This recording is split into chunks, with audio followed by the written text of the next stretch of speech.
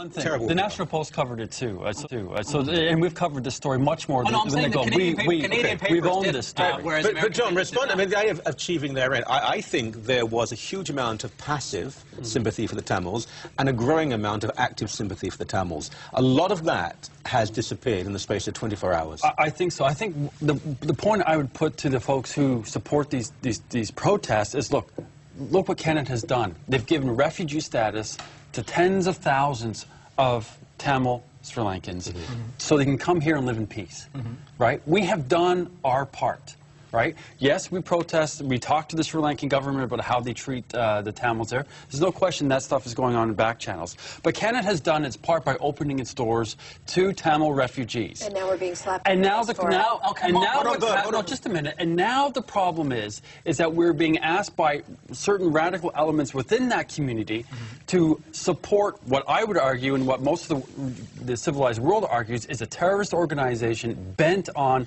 killing whoever stands in their way.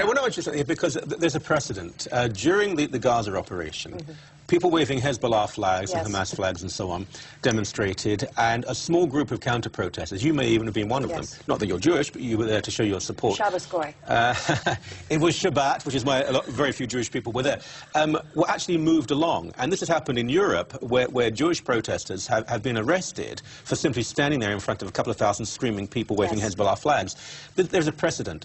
Who is there next? Which other community believes it has a right to block the highway, knowing, apparently, that the people who run the police, not the individual officers, are, what, too politically correct, too cowardly? It's definitely, there's a politically correct element to this. I mean, I grew up in Montreal. We lived through the Oka issue where they blocked off the bridge. A cop was killed in that. The Caledonia thing from a few summers ago where nothing was being done to move protesters out so that the housing development could continue. And now we've got Tamils on the highway, we've got Hezbollah flags in downtown Montreal, or sorry, in downtown Toronto, both actually. But not blocking major highways. Not blocking major highways, and those were legal protests. See, I hate to, be so pleased with, Hamas flags and Hezbollah flags, but at least those were legal protests. They were arranged in advance. They didn't just run out onto the highway with children. See, you were mentioning before that other groups do take children to their protests, but these are organized, licensed protests to go out and block a street. They've got cops there to make sure that traffic's not coming through. You wander out onto the highway with a stroller, you're endangering your child. And what has happened is now we have student groups, because students, of course, are always at the forefront of perpetual activists. By the way, I was reading some accounts the other day. Do you know that the most active and aggressive supporters of the National Socialist Party in mid-30s Germany, it was the student unions. And the least supportive were peasants' parties in Bavaria, but that's beside the point to a certain degree. No, I don't think it is so much. I think you also find the German students, other students would be the most active opponents of it as well. Students are just active on all opposition to National Socialism on German campuses was almost unheard of.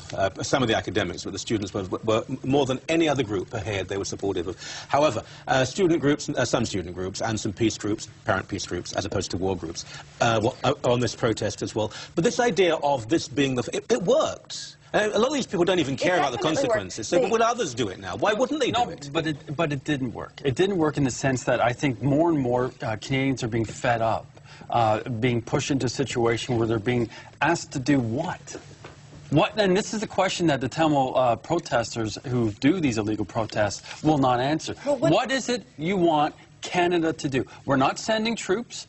We've talked to the Sri Lankan government. We will continue to do that. The Liberals have done the same when they were in power as well. We have opened our doors to you. We are happy to work with you and have you be Canadians. Other than that, let us get on with our lives. Well, I think what they're doing is raising awareness. I mean, lots of people, there are certain kinds of goals you can work towards. And sometimes it's to give to an organization or to pass a law or to let someone out of prison. But sometimes it's just to raise awareness. See, and I think my impression was this was just to raise awareness. I find that deeply insulting because what you're saying to Canadians is you're so stupid you don't know about this problem. No. Look, Canadians are very well of all the troubles that are going on in the world. Some Canadians are who work in newsrooms of national newspapers, but many others aren't. We are well aware of it. But you know what? People don't live their lives saying, oh my God, look what's going on in this country, look what's going on in that country. These Tamils were saying for this Sunday, and they picked a Sunday, they didn't pick a work day, They've done work They want you there. to. But the one we're talking about, yes, but this is directly pertinent here. The intention was to block traffic into Monday rush hour.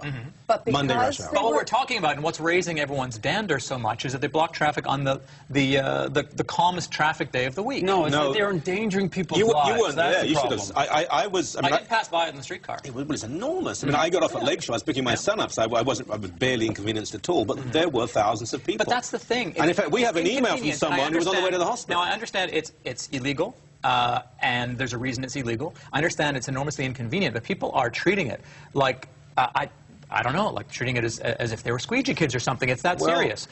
These are people who were held up in their cars. But well, don't use that language first of all. And also that freak. No, but that's a very childish analysis. We have an email from someone who was on the way to the hospital. If you take 5,000 people who are delayed for 4 hours in their car, I can guarantee you at least 1%, if not 10, 20% of those people have to do something very important.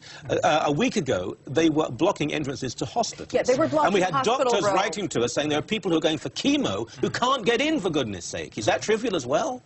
Is that just to raise awareness? Basically, it's raising awareness. I think it is to raise awareness, and I don't think they're doing it ideally. But I think these people do know a lot more. We don't know exactly what's going on in Sri Lanka, and but these people with the relatives there probably do know exactly what's going on, and they're getting panicky. And I think we should maybe pay some attention. I suspect the Sri Lankan government and the representatives here are saying, wonderful, because this was such a bad thing to do. You really did lose it on this one.